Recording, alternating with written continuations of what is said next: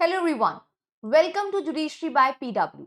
आई am Shrimi Srivastava और आज के इस पर्टिकुलर सेशन में हम कंटिन्यू करेंगे अपनी इंडियन कॉन्स्टिट्यूशन की ये सीरीज। और आज के इस पर्टिकुलर लेक्चर में हम डिस्कस करने वाले हैं directive principle of state policy and along with that fundamental duties. Now हमने लास्ट क्लास में फंडामेंटल राइट्स को कवर अप किया। फंडामेंटल राइट्स आपका पार्ट 3 में फॉल करता है, whereas directive principle of state policy आपका पार्ट 4 में फॉल करता है। एंड उसके बाद आपका फंडामेंटल ड्यूटीज आता है। Directive principle of state policy क्या होता है? Directive principle of state policy fundamental right से कैसे अलग है, इसको भी जानेंगे। और साथ में जितने भी directive principle of state policies हैं उनको हम डिस्कस करेंगे आर्टिकल वाइज। सो हमने आर्टिकल 35 तक लास्ट क्लास में डिस्कस किया और पार्ट 3 को कंक्लूड किया फंडामेंटल राइट्स के साथ। नाउ पार्ट 4 जो है आपका आर्टिकल 36 से स्टार्ट होता है 51 तक, जो directive principle of state policy की बात कर रहा है। अगर हम प्रियम्बल को कंबाइन करें और प्रियम्बल को अगर हम सिंपल टर्म्स में समझें तो बेसिक आइडिया और ऑब्जेक्टिव क्या है कि हमें अटेन करना है पॉलिटिकल, सोशल और इकोनॉमिक जस्टिस को। नाउ इस जस्टिस को अचीव करने की जिम्मेदारी फंडामेंटल राइट्स और directive principle of state policy पे है। अब फंडामेंटल राइट्स वो राइट्स हैं, एक तरीके की नेगेटिव राइट्स हैं, कि फंडामेंटल राइट्स का ये कहना है स्टेट से कि भाई आप ये नहीं कर सकते। फंडामेंटल राइट्स में जो आपके अधिकार दिए हुए हैं वो स्टेट से कहता है कि आप ये नहीं कर सकते। And that is why I am saying कि ये नेगेटिव राइट है, कि आप इनइक्वालिटी नहीं कर सकते, आर्बिट्रीनेस से एक्ट नहीं कर सकते, अननेसेसरी अरेस्ट डिटेन नहीं कर सकते एंड सो ऑन, जो हम पढ़कर आए अभी। But directive principle of state policy एक पॉजिटिव राइट्स हैं जो स्टेट से कहते हैं कि भाई आपको जस्टिस अटेन करने के लिए, चाहे वो आपका सोशल जस्टिस हो या फिर आपका पॉलिटिकल इकोनॉमिक जस्टिस हो, इसको अटेन करने के लिए ये सारी चीजें जो आर्टिकल 36 से लेके 51 तक दी हुई हैं वो आपको करनी पड़ेंगी। तभी बेसिकली आप जो है जस्टिस को अटेन कर पाएंगे।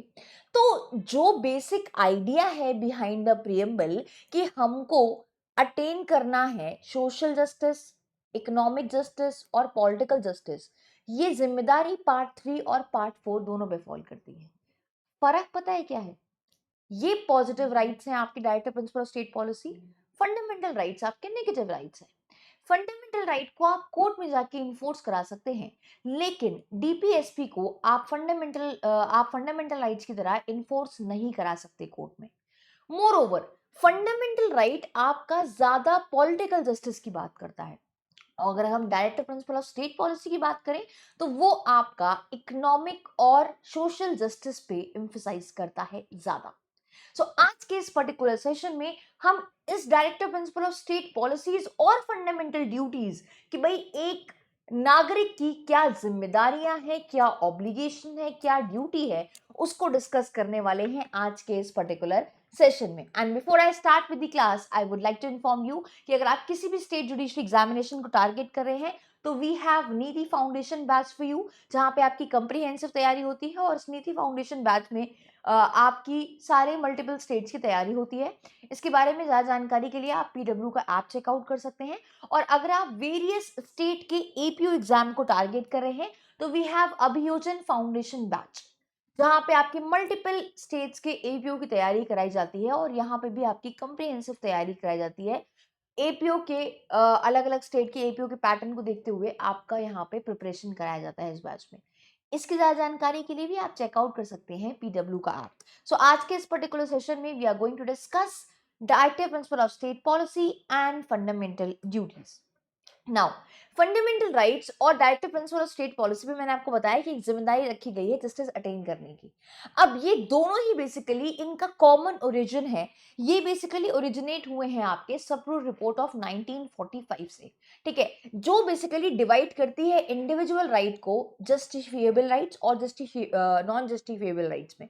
ठीक है, तो जस्टिफिएबल राइट्स और नॉन जस्टिफिएबल राइट्स जो हैं इसमें डिवाइड करता है। इसका मतलब यह है कि फंडामेंटल राइट्स को आप इन्फोर्स करा सकते हो कोर्ट से, लेकिन directive principle of state policies को नहीं करा सकते। जब हम बात करते हैं directive principle of state policy की तो गाइडलाइंस प्रोवाइड कर रखे हैं, ठीक है, for law making to Indian state, कि भाई स्टेट से कहा जा रहा है कि आपको ये सारे काम करने पड़ेंगे। और जैसा मैंने कहा कि it is not justifiable, that means कि आप इसको कोर्ट में इन्फोर्स नहीं करा सकते। हमारे देश का जो इंडियन कॉन्स्टिट्यूशन है उसमें directive principle of state policy basically borrow किया गया इरिश कॉन्स्टिट्यूशन से।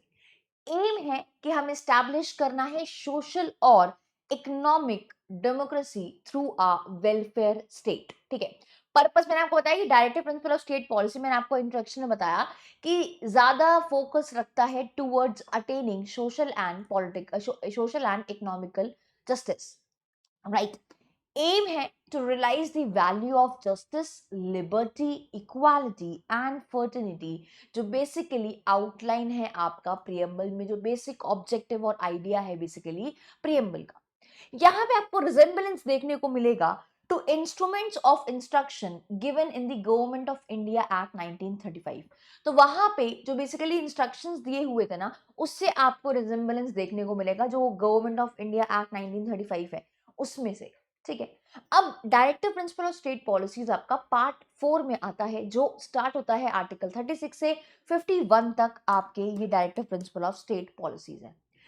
बहुत सारे सुप्रीम कोर्ट के वर्डिक्ट्स भी आए आपके directive principle of state policy में, जिसमें आपका एक लैंडमार्क केस है, that is Champaran Dorairajan versus state of Madhya Pradesh, 1951 का केस है, जहां पे सुप्रीम कोर्ट ने, ऑनरेबल सुप्रीम कोर्ट ने डिक्लेयर किया कि fundamental right would take precedence over the directive principle of state policy in the event of dispute. कि मान लो अगर डिस्प्यूट होता है तो प्रेसिडेंस किसको मिलेगा? फंडामेंटल राइट्स को मिलेगा। Directive principles must be consistent with and operate as a complement to the fundamental right। तो कॉम्प्लीमेंट्री फंडामेंटल राइट के साथ ही directive principle of state policy जो है वो एज अ कॉम्प्लीमेंट ट्रीट किए जाएंगे। अगर कॉन्फ्लिक्ट होता है तो फंडामेंटल राइट्स को वरीयता मिलेगी, लेकिन directive principle of state policies आपकी पॉजिटिव राइट्स है, राइट। दैट मींस समवेयर और द अदर कि भाई स्टेट से कहा जा रहा है कि आपको ऐसा ऐसा करना है so that we can attain, हम जो है जस्टिस डिलीवर कर सके एक वेलफेयर स्टेट के माध्यम से। नाउ पार्लियामेंट जो है वो चेंज कर सकता है आपका फंडामेंटल राइट्स को by implementing constitutional amendment acts. ठीक है, अब गोलकनंदा वाला केस आया। अब Golaknath versus state of Punjab वाले केस में क्या सुप्रीम कोर्ट ने, ऑनरेबल सुप्रीम कोर्ट ने कहा? तो सुप्रीम कोर्ट ने कहा कि fundamental rights could not be altered by parliament, कि भाई मौलिक अधिकारों को आप ऑल्टर नहीं कर सकते हो किसी भी तरीके से, पार्लियामेंट नहीं कर सकती। इवन अगर आपको इंप्लीमेंट करना है डायरेक्टिव प्रिंसिपल्स ना, तो भी बेसिकली आप फंडामेंटल राइट्स को के साथ छेड़खानी नहीं कर सकते, फंडामेंटल राइट्स को ऑल्टर नहीं कर सकते। नाउ ये तो उनके खुद का जो डिसीजन था शंकरी प्रसाद का, उससे कॉन्ट्ररी डिसीजन आया आपका गोलकनंदा वर्सेस स्टेट ऑफ पंजाब वाले केस में। अब directive principle of state policy को बेसिकली 3 ब्रॉड प्रिंसिपल्स में हमने डिवाइड किया है। पहला सोशल प्रिंसिपल्स, ठीक है, और जिसको आप सोशलिस्ट प्रिंसिपल्स भी कहते हो। दूसरा आपका गांधीयन प्रिंसिपल और तीसरा आपका लिबरल प्रिंसिपल। और इसमें हमने सारे आर्टिकल्स को बेसिकली डिवाइड कर दिया। Let's start with your socialist principle. अब इसमें आपका आर्टिकल 38 कहता है कि भाई हमको सिक्योर करना है social order through socialist principle, जहां पे हम जो भेदभाव है या फिर जहां पे जो इनइक्वालिटीज है इनकम और वेल्थ की, हमें उसको मिनिमाइज करना है, उसको सप्रेस करना है, उसको कम करना है, राइट। तो यहां पे कहता है आर्टिकल 34, इसीलिए सोशलिस्ट प्रिंसिपल में आ रहा है कि हम वो हैव और हैव नॉट्स वाली थ्योरी में नहीं जाएंगे। ठीक है, यहां पे हमें बेसिकली जो भी इनइक्वालिटीज आती हैं, जो भी इनइक्वालिटीज हो रही हैं बिकॉज ऑफ इनकम और वेल्थ, हमें उसको मिनिमाइज करना है। देन इसके साथ आता है आपका आर्टिकल 39, जो बात करता है कि हमको सबको मौका देना है, इक्वली डिस्ट्रीब्यूट करना है मटेरियल रिसोर्स को, इक्वल पे देना है इक्वल वर्क का, और एडुकेट मींस ऑफ लाइवलीहुड हमको प्रोवाइड करनी है। यानी कि ये सारी जिम्मेदारी स्टेट की है कि स्टेट जो है वो equal pay for equal work करे। ठीक है, और आपका एडुकेट मींस दे लाइवलीहुड के लिए, या फिर जो बेसिक नीड्स है वो प्रोवाइड करे, इक्वल डिस्ट्रीब्यूशन हो काम का, मटेरियल रिसोर्सेज का, ये सारा काम बेसिकली स्टेट का है। अपार्ट फ्रॉम दैट आर्टिकल 39 वो भी सोशलिस्ट प्रिंसिपल में फॉलो करता है और उसमें कहता है कि भाई इक्वल अपॉर्चुनिटी होनी चाहिए फॉर जस्टिस। ठीक है, जस्टिस अटेन करने के लिए हम इक्वल अपॉर्चुनिटी देंगे और इनफैक्ट फ्री कानूनी सलाह देंगे। और इस आर्टिकल को 42nd अमेंडमेंट से ऐड किया गया था। देन कम्स योर आर्टिकल 41 जो बात करता है कि right to work, education, public assistance in case of unemployment, sickness and disablement. कि अगर आप डिसेबल्ड हैं, अगर आप सिक हैं, अगर आप अनएम्प्लॉयड हैं, तो आपको पूरा मौका दिया जाएगा काम का, एजुकेशन के लिए, एजुकेशन की फील्ड में, और पब्लिक असिस्टेंस आपको मिलेगी। ठीक है, ये स्टेट का काम है, अगेन ये स्टेट का काम है, राइट। देन आर्टिकल 42 कि भाई जस्ट इन ह्यूमन कंडीशन दोगे आप for the work condition of work place and maternity relief. ठीक है, कि भाई ये स्टेट की जिम्मेदारी है कि स्टेट जो है वो मेटर्निटी रिलीफ प्रोवाइड करे प्रेग्नेंट महिलाओं को। ठीक है, और एक ऐसा जस्ट कंडीशन प्रोवाइड करे वर्क प्लेस का जहां पे लोग नॉर्मली विद डिग्निटी काम कर सकें। ठीक है, मतलब उनके लिए इन ह्यूमन कंडीशन ना हो, right. Then comes your article 43 वो भी सोशलिस्ट प्रिंसिपल में आता है। उसमें कहता है कि भाई आपको बेसिक लिविंग वेज देना पड़ेगा, एक डिसेंट स्टैंडर्ड ऑफ लाइफ के लिए इंश्योर करनी पड़ेगी बेसिकली स्टेट को एक decent standard of life. Then article 43 A बात करता है कि हम जो है पूरा मौका देंगे वर्कर्स को पार्टिसिपेट करने के लिए in the management of industries. ठीक है, और इसको भी बेसिकली 42nd अमेंडमेंट से ऐड किया गया था। तो ये कुछ आपके सोशलिस्ट प्रिंसिपल के आर्टिकल्स हैं। ठीक है, जहां पे हम जिससे हम सोशल जस्टिस अटेन करने की कोशिश कर रहे हैं। Then comes Gandhian principle. अब गांधीयन प्रिंसिपल में आता है आपका आर्टिकल 40, कहता है कि भाई हमें जो है विलेज पंचायत ऑर्गेनाइजेशन होनी चाहिए विलेज पंचायत की। ठीक है, देन हमें प्रमोट करना चाहिए कॉटेज इंडस्ट्रीज रूरल एरियाज में। तो जो रूरल एरियाज हैं वहां पे हमें प्रमोट करना चाहिए कॉटेज इंडस्ट्रीज को। देन आर्टिकल 43 भी जिसको हमने इंसर्ट किया 97th अमेंडमेंट से, और ये कहा कि भाई हमें जो है कोऑपरेटिव सोसाइटी को फॉर्म करना चाहिए। देन आर्टिकल 46 जो कहता है इस गांधीयन प्रिंसिपल में कि हमें प्रमोट करना है एजुकेशनल और इकोनॉमिक इंटरेस्ट किसका, उन वर्कर्स का जो मार्जिनलाइज सेक्शन से आते हैं सोसाइटी के। तो जो भी वर्कर्स आपके वीक सेक्शन के से बिलोंग करते हैं या मार्जिनलाइज सेक्शन से आते हैं सोसाइटी के, उनकी एजुकेशनल और इकोनॉमिकल इंटरेस्ट को प्रोटेक्ट करने की जिम्मेदारी स्टेट की है एज पर गांधी प्रिंसिपल और article 46। Then comes your article 47 जो बात करता है कि हमें प्रोहिबिट करना है इंटॉक्सिकेटेड ड्रिंक्स, ड्रग्स जो इंजूरियस है हेल्थ के लिए। स्टेट की जिम्मेदारी है कि भाई आप ऐसे सबको अलाउ नहीं करोगे कि आप जो है ड्रग्स ले सकते हो। ठीक है, बैन लगाओगे ड्रग्स पे। तो हमें प्रोहिबिट करना है इंटॉक्सिकेटिंग ड्रिंक्स को या फिर ड्रग्स को जो हेल्थ के लिए इंजूरियस हैं। देन हमें प्रोहिबिट करना है स्लॉटरिंग ऑफ काउज या ऐसी एनिमल्स जो दूध देते हैं। ठीक है, ऐसे एनिमल्स जो दूध देते हैं काउ, उनके स्लॉटरिंग को हमें प्रोहिबिट करना है। ठीक है, ये भी आपका गांधीयन प्रिंसिपल में आता है, ये भी स्टेट की जिम्मेदारी है कि भाई अननेसेसरी एनिमल्स को आप जो है उनकी स्लॉटरिंग नहीं हो, उनको काटा ना जाए। Then comes your liberal principle. Liberal principles में आपके आर्टिकल्स आते हैं article 44, classic example Uttarakhand is the first state जिसने इंप्लीमेंट किया है अपना यूनिफॉर्म सिविल कोड कि irrespective of any personal laws, common law होंगे, पर्सनल लॉज नहीं एप्लीकेबल होंगे। ठीक है, अब हमने एक कॉमन लॉ बना दिया है, this will prevail, uniform civil code हमने जो है बना दिया है। ठीक है, तो आर्टिकल 44 कहता है कि स्टेट की जिम्मेदारी है। अगेन अर्ली चाइल्डहुड केयर, बच्चे की अर्ली केयर और उसकी एजुकेशन, ये भी स्टेट की जिम्मेदारी है कि भाई वो प्रोवाइड करे फ्री एजुकेशन। इसके अलावा हमें ऑर्गेनाइज करना है या ऑर्गेनाइजेशन होनी चाहिए एनिमल हस्बेंड्री की, ये आर्टिकल 48 कहता है। देन आर्टिकल 48 ए कहता है कि हमको इन्वायरमेंट को प्रोटेक्ट करने के लिए इन्वायरमेंट प्रोटेक्शन लॉज बनाने चाहिए, ये भी स्टेट की जिम्मेदारी है। एंड 49 कहता है आपका कि भाई हमें जो है जो ऐसे मॉन्यूमेंट्स हैं जो नेशनल इंपॉर्टेंस के हैं, उनको भी प्रोटेक्ट प्रिजर्व करना हमारी जिम्मेदारी है, यानी कि स्टेट की जिम्मेदारी है।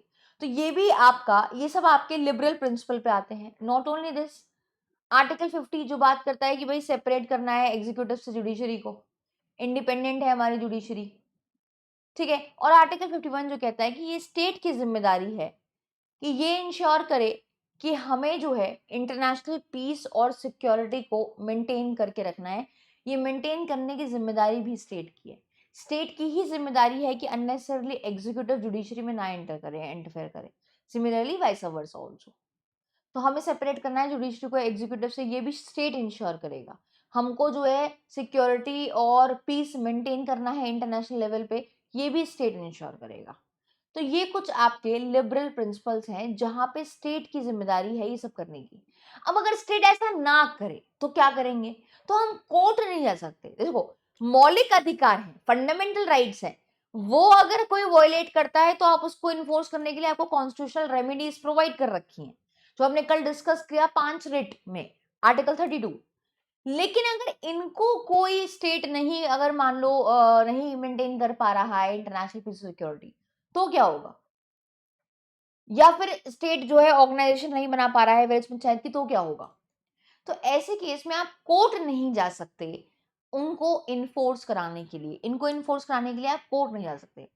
नाउ, कुछ अमेंडमेंट्स है हमने आपके नए डायरेक्टिव प्रिंसिपल्स ऐड किए थे, वो अमेंडमेंट आपके प्रीलिम्स के एग्जाम के लिए इंपॉर्टेंट है। तो यू मस्ट नो कि आर्टिकल 39A जो बात करता है equal justice and free legal aid की, इसको हमने 42nd अमेंडमेंट से ऐड किया था। सिमिलरली जो पार्टिसिपेशन है वर्कर का मैनेजमेंट में इंडस्ट्रीज में, इंडस्ट्रीज के, उसको भी हमने 43A आर्टिकल में रखा, उसको भी 42nd अमेंडमेंट से ऐड किया था। 42nd अमेंडमेंट से आर्टिकल 48 ऐड किया गया था, जहां पे हमने कहा था कि हम प्रोटेक्ट करेंगे और इम्प्रूव करेंगे इन्वायरमेंट को, और सेफगार्ड करेंगे फॉरेस्ट को और वाइल्ड लाइफ को। हम बचाएंगे, ऐसे एक्सटिंक्ट नहीं होने देंगे सारे जानवरों को, तो हम जानवरों को प्रोटेक्ट करके रखेंगे। देन कम्स आर्टिकल 39, कहता है कि हम सिक्योर करेंगे opportunities for healthy development of children. ठीक है, बच्चे की हेल्दी डेवलपमेंट के लिए हम सारी अपॉर्चुनिटीज को सिक्योर करके रखेंगे। अपार्ट फ्रॉम दैट, अगर हम 44th अमेंडमेंट से बात करें, तो 44th अमेंडमेंट से चेंजेस आपके आर्टिकल 38 में भी हुए थे, जहां पे स्टेट ने रिड्यूस कर दिया था inequalities in income, status, facilities and opportunities. ठीक है, इनइक्वालिटीज जो भी अराइज हो रही है बिकॉज ऑफ इनकम और वेल्थ, ठीक है, उसको स्टेट ने रिड्यूस किया। देन आपका 86th अमेंडमेंट से ये बोला गया कि अर्ली चाइल्डहुड केयर प्रोवाइड की जाएगी बच्चों को, और एजुकेशन दिया जाएगा till they attain the age of 6। जब तक 6 साल की नहीं हो जाता तो जिम्मेदारी स्टेट की है। ठीक है। नाउ आर्टिकल 43 बी में जो है वो हमने चेंजेस किए थे 97th अमेंडमेंट से, जहाँ से हमने कहा था कि आप फॉर्म कर सकते हो कोऑपरेटिव सोसाइटीज को। तो state shall endeavor to promote and formation and functioning management of cooperative society, कि भाई स्टेट की जिम्मेदारी है कि उसकी फॉर्मेशन के लिए जो है कोऑपरेटिव सोसाइटी को फॉर्म करे, उसके मैनेजमेंट और उसके फंक्शनिंग को देखे उस कोऑपरेटिव सोसाइटी की। तो ये आपके कुछ डायरेक्टिव प्रिंसिपल्स हैं जो अमेंडमेंट से ऐड किए गए हैं। ठीक है। नाउ कुछ लॉज भी बनाए गए to implement directive principle of state policy. अब अगर आप drafting committee chairperson doctor B R Ambedkar ji की कुछ directive principle of state policy को उन्होंने डिस्क्राइब किया एज कि directive principle of state policy जो है वो एक नोवल फीचर है इंडियन कॉन्स्टिट्यूशन का। ठीक है। और ऑस्टिन ने यहाँ पे डिस्क्राइब किया कि directive principle of state policies और फंडामेंटल राइट्स जो हैं वो कंसाइंस हैं आपके इंडियन कॉन्स्टिट्यूशन के। ठीक है, तो कभी कभी ऑथर का नाम भी पूछ लेते हैं, तो यू मस्ट नो कि किसने ये किसके रिस्पेक्ट में कहा था। ठीक है। नाउ हमने कुछ लॉज इंप्लीमेंट किए हैं, लॉज लेकर आए हैं इंप्लीमेंट करने के लिए directive principle of state policy. Article 39 B, अब legislature over maximum low land holding, कि भाई एक पर्टिकुलर पर्सन इतना ही लैंड होल्ड कर सकता है, एक सीलिंग लिमिट लगा दी है। ठीक है, लैंड रिफॉर्म्स रखे हैं, लैंड रिफॉर्म्स किए हैं, ठीक है, इंश्योर करने के लिए आर्टिकल 39 बी को। सिमिलरली 43 और 73 और 74 अमेंडमेंट किया है। ठीक है, जिससे हमने कहा कि भाई हम ऑर्गेनाइजेशन करेंगे for panchayat, local level village पे और म्यूनिसपैलिटीज पे। जो हमने बात करी थी कि ऑर्गेनाइजेशन होना चाहिए विलेज पंचायत का, ठीक है। देन आर्टिकल 41 में आपका Jawahar Rozgar Yojana, national rural employment guarantee programme, ठीक है। उसके बाद इंटीग्रेटेड रूरल डेवलपमेंट प्रोग्राम, इन सबको हमने जो है लेकर आए हैं, इन सारे प्रोग्राम्स को, इन स्कीम्स को इंश्योर करने के लिए आर्टिकल 41। देन हम एक कानून लेकर आए मिनिमम वेज, ठीक है, minimum wage act, living veg को डिसाइड करने के लिए आर्टिकल 43 में। देन खादी और विलेज इंडस्ट्रीज को बनाने के लिए हमने कमीशंस बनाई, हैंडलूम बोर्ड्स बनाए, ताकि हम सिक्योर कर सकें या हम 46 आर्टिकल को इम्प्लीमेंट कर 43 आर्टिकल को इम्प्लीमेंट कर सकें। देन आर्टिकल 45 की राइट है एजुकेशन का, इसको 86th अमेंडमेंट से ऐड किया गया as article 21A fundamental right, कि राइट है एजुकेशन का, उसको फंडामेंटल राइट में कर दिया आर्टिकल 21A में। Then right of civil rights act, अब सिविल राइट्स एक्ट को, that is your prevention of atrocities act 1989, इसको इंश्योर करने, ये कानून लेकर आए इंश्योर करने के लिए आर्टिकल 46 को। देन आर्टिकल 47 को इंश्योर करने के लिए हमने ICDS, mid day meal, national rural health commission etcetera laws बनाए, और लॉज बनाए इंटॉक्सिकेंट्स को बैन करने के लिए, जो आपके अफेक्ट करते हैं हेल्थ को, ठीक है। इन्वायरमेंटल प्रोटेक्शन लॉज बनाए हमने, तो इन्वायरमेंटल प्रोटेक्शन एक्ट बनाए, वाइल्ड लाइफ एक्ट बनाया, नेशनल फॉरेस्ट पॉलिसी बनाई, ये इंश्योर करने के लिए हम प्रिजर्व कर सके अपने फॉरेस्ट को, ठीक है। आर्टिकल 39 के हिसाब से हमने एएसआई हो गया, नेशनल मिशन हुआ मॉन्यूमेंट्स पे और एंटीक्स पे, है ना। तो 49 को इंश्योर करने के लिए हमने नेशनल मिशन किया मॉन्यूमेंट्स पे। देन क्रिमिनल प्रोसीजर कोड और भारतीय नागरिक संहिता जो है, वो आपके एग्जाम्पल हैं आर्टिकल 50 के, ठीक है, आर्टिकल 50 के, जहाँ पे आपको सेपरेट करना है जुडिशरी को। तो ये कुछ आपके फंडामेंटल, ये कुछ आपके directive principle of state policies हैं, ये कुछ आपके directive principle of state policies हैं कि भाई देखो, ब्रॉड ये कहता है कि भाई ये सब स्टेट से करने को कहा गया है, नहीं करेगा तो कुछ कर नहीं पाएंगे, ऑफ कोर्स इन्फोर्सेबल है ये, लेकिन ये स्टेट की ड्यूटी है कि उसको जो है सोशल जस्टिस और इकोनॉमिक जस्टिस को अटेन करने के लिए आपकी ये सारी चीज़ें करनी पड़ेंगी जो स्टेट में दे रखी हैं, जो स्टेट पे लगा रखी हैं, सारी ड्यूटीज जो है करनी पड़ेंगी। These are the directives of state policy, directive principle of state policies, right. I hope it is clear now. Fundamental duties की अगर हम बात करें, तो fundamental duties originally was not the part of Indian constitution, ये पहले originally part नहीं था इंडियन कॉन्स्टिट्यूशन का, इसको इंसर्ट किया है 42nd कॉन्स्टिट्यूशनल अमेंडमेंट से। किसकी रिकमेंडेशन पे? सरदार सोरन सिंह की रिकमेंडेशन पे, सरदार सोरन सिंह कमेटी की रिकमेंडेशन पे 1976 में 42nd अमेंडमेंट से फंडामेंटल ड्यूटीज को इनकॉर्पोरेट किया गया ना, इनको रिकॉग्नाइज किया जाता है पार्ट 4A में, और ये आपका दिया हुआ है एक ही आर्टिकल में, दैट इज आर्टिकल 51A। तो आर्टिकल 51A जो है वो बेसिकली आपको बता रहा है कि क्या ड्यूटी होगी एक देश के नागरिक की। ओरिजिनली 11th फंडामेंटल ड्यूटीज वर इनकॉर्पोरेटेड, पहले तो 10 थे, सिर्फ 10 ड्यूटी थी, फिर एक और ड्यूटी जो है आपकी इनकॉर्पोरेट करी गई 86th अमेंडमेंट से, as a guardian to provide educational opportunities to child और वार्ड, ठीक है, 6 साल से 14 साल के लिए, नॉन जस्टिशिएबल है, ठीक है। No provision of courts intervention to enforce fundamental duties, fundamental duties को इन्फोर्स कराने के लिए कोर्ट इंटरफेयर नहीं करेगा, कोर्ट कुछ नहीं कर सकता अगर आप फंडामेंटल ड्यूटीज को नहीं इन्फोर्स कर रहे हो, तो कोर्ट कुछ नहीं कर सकता, क्योंकि ये भी आपके नॉन जस्टिशिएबल होते हैं, ठीक है। नाउ लिस्ट दे रखी है आपकी, और फंडामेंटल ड्यूटीज़ की, और टोटल जो है वो 11 फंडामेंटल ड्यूटीज़ हैं। सबसे पहले आपको इस कॉन्स्टिट्यूशन का पालन करना पड़ेगा, इस संविधान का पालन करना पड़ेगा, आपको अबाइड करना पड़ेगा इंडियन कॉन्स्टिट्यूशन के साथ, एंड रिस्पेक्ट करना पड़ेगा उसके आइडियाज़ और इंस्टीट्यूशन को। नेशनल फ्लैग और नेशनल एंथम को भी आपको रिस्पेक्ट करना पड़ेगा। अगर आप देश के नागरिक हैं, आपकी जिम्मेदारी है, आपकी लीगल ड्यूटी है। आपको चेरिश करना पड़ेगा फॉलो करना पड़ेगा नोबल आइडियाज जिससे इंस्पायर हुआ था आपका नेशनल स्ट्रगल फॉर फ्रीडम। तो आपको उसको चेरिश करना पड़ेगा, आपको अपहोल्ड करनी पड़ेगी या फिर प्रोटेक्ट करनी पड़ेगी sovereignty, integrity, unity of India. Not only this, आपको डिफेंड करना पड़ेगा कंट्री को और render national service when called upon so to do so. ठीक है, तो यहाँ पे कहता है कि भाई आपको डिफेंड करने के लिए कंट्री और रेंडर करने के लिए नेशनल सर्विसेज आपकी फंडामेंटल ड्यूटी है प्रोटेक्ट करें आप। इन्फोर्स करना पड़ेगा या आपको दरअसल प्रमोट करना पड़ेगा हार्मनी, भाईचारा और स्पिरिट कॉमन ब्रदरहुड का सारे ही लोगों में, इंडिया के आपस में। ठीक है, ट्रांसेंडिंग रिलीजियस, लिंग्विस्ट और रिलीजन, रीजनल और सेक्शनल डाइवर्सिटी को देखते हुए, क्योंकि हमारे देश में वाइड कल्चर है और डाइवर्सिटी बहुत ज़्यादा है, तो यहाँ पे कहता है कि ये ड्यूटी है एक सिटीजन की, उसको प्रमोट करनी है हार्मोनी, मिल बांट के सही से रहना है अच्छे से। ठीक है, to value and preserve the rich heritage of the country's composite culture.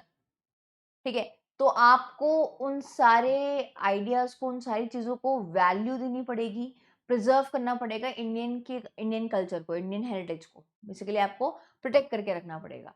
आपकी जिम्मेदारी है कि आप प्रोटेक्ट करें और इम्प्रूव करें नेचुरल इन्वायरमेंट को। एज ए सिटीजन आपकी जिम्मेदारी है कि आप नेचुरल इन्वायरमेंट को प्रोटेक्ट करके चलें और इम्प्रूव करें, जैसे कि नदी हो गई, river, lake, forest, wild life, इन सबको प्रिजर्व करने की जिम्मेदारी जो है वो एक सिटीजन की होती है। To develop scientific temper, humanism and the spirit of inquiry and reform. तो यहाँ पे कह रहा है कि आपको एज अ सिटीजन डेवलप करनी पड़ेगी एक स्पिरिट इंक्वायरी की, मुझे इंक्वायर करना है या फिर मुझे अपने अंदर रिफॉर्म्स लाने हैं, चेंजेस लाने हैं, तो उसके लिए यहाँ पे उसको एक साइंटिफिक टेम्पर इनकलकेट करना पड़ेगा। नॉट ओनली दिस, यहाँ पे ये ड्यूटी है एक सिटीजन की कि वो सेफगार्ड करे, प्रोटेक्ट करे पब्लिक प्रॉपर्टी को। ठीक है, या फिर टू एब्जॉर्ब वायलेंस, वायलेंस में ना पड़े और पब्लिक प्रॉपर्टी को जो है बेसिकली सेव करे, ये भी सिटीजन की ड्यूटी है। To strive excellence in all sphere of individual and collective activities so that the nation constantly rises to higher level of endeavor and achievement। ठीक है, और लास्ट यहाँ पे कहता है, जो लास्ट ऐड करी गई के, वो है आपका कि हम अपॉर्चुनिटी प्रोवाइड करेंगे बच्चों को। ठीक है, उनके एजुकेशन के लिए हम उन्हें हम जो है एजुकेशन के लिए अपॉर्चुनिटी प्रोवाइड करेंगे बच्चों को, जिसकी उम्र 6 साल से 14 साल के लिए है। और ड्यूटी रहेगी पेरेंट्स की कि वो इंश्योर करें that such opportunities are being awarded to their children और टू देयर चाइल्ड। तो उनके बच्चे को वो अपॉर्चुनिटी मिल रही है नहीं मिल रही है, ये ड्यूटी पेरेंट की है इंश्योर करना, ये ड्यूटी पेरेंट की है इंश्योर करना। तो ये कुछ आपकी फंडामेंटल ड्यूटीज़ हैं जो हमने आज के इस पर्टिकुलर सेशन में डिस्कस करी। ठीक है, तो हमने आज के सेशन में डिस्कस किया फंडामेंटल राइट्स के, राइट्स तो हमने लास्ट क्लास में डिस्कस कर लिए थे, उसके अलावा directive principle of state policies, और हमने फंडामेंटल ड्यूटीज़ देखी कि भाई कौन सी ड्यूटीज़ एक देश के नागरिक की क्या जिम्मेदारियां हैं। अगर आप मुझसे अभी तक कनेक्ट नहीं हुए हैं तो आप मुझसे कनेक्ट कर सकते हैं टेलीग्राम पे, आप सर्च कर सकते हैं मेरा नाम और आप मुझसे कनेक्ट कर सकते हैं टेलीग्राम पे। कोई भी डाउट है, कोई भी क्वेरी है तो आप मुझसे टेलीग्राम पे रीच आउट कर सकते हैं। क्लास के नोट्स चाहिए तो इस क्लास के नोट्स आपको मिल जाएंगे पीडब्ल्यू के ऐप में। ठीक है, पीडब्ल्यू के ऐप में आपको सर्च करना है मेरा नाम, मेरे नाम से सीधी सर्च करनी है कॉन्स्टिट्यूशन ऑफ इंडिया। तो पीडब्ल्यू ऐप में आपको सर्च करना है कॉन्स्टिट्यूशन ऑफ इंडिया। ठीक है, तो आप मेरे नाम से भी सर्च कर सकते हैं, वैसे भी कॉन्स्टिट्यूशन ऑफ इंडिया अगर आप डालोगे तो आपको फ्री बैच देखने को मिलेगा, एब्सोल्युटली फ्री। आप सारे नोट्स को डाउनलोड कर सकते हैं वहाँ से और अपने पास फ्यूचर रेफरेंसेस के लिए रख सकते हैं। तो पीडब्ल्यू के ऐप से भी आप चेकआउट कर सकते हैं और टेलीग्राम से पे भी आप मुझसे कनेक्ट कर सकते हैं। टेलीग्राम पे मैं आपको इस पीडब्ल्यू ऐप की जो बैच लिंक है वो प्रोवाइड कर दूंगी, जहाँ से आप डायरेक्टली रीच आउट करके डाउनलोड कर सकते हैं। इनफैक्ट बैच की लिंक जो है कॉन्स्टिट्यूशन ऑफ इंडिया जो फ्री बैच है उसकी लिंक यहाँ अटैच कर रखी है हमने डिस्क्रिप्शन बॉक्स में, वहाँ से भी आप डायरेक्टली उस बैच में पहुँचेंगे। इनरोल करना है, एब्सोल्युटली फ्री है, कुछ भी पे नहीं करना है और आप इजीली अपने नोट्स रख सकते हैं लास्ट मोमेंट के रिवीजन के लिए। Right, so this was all from my end in today's session. Thank you so much for joining me live. See you in some other session. Till then, take care. Bye bye. Thank you.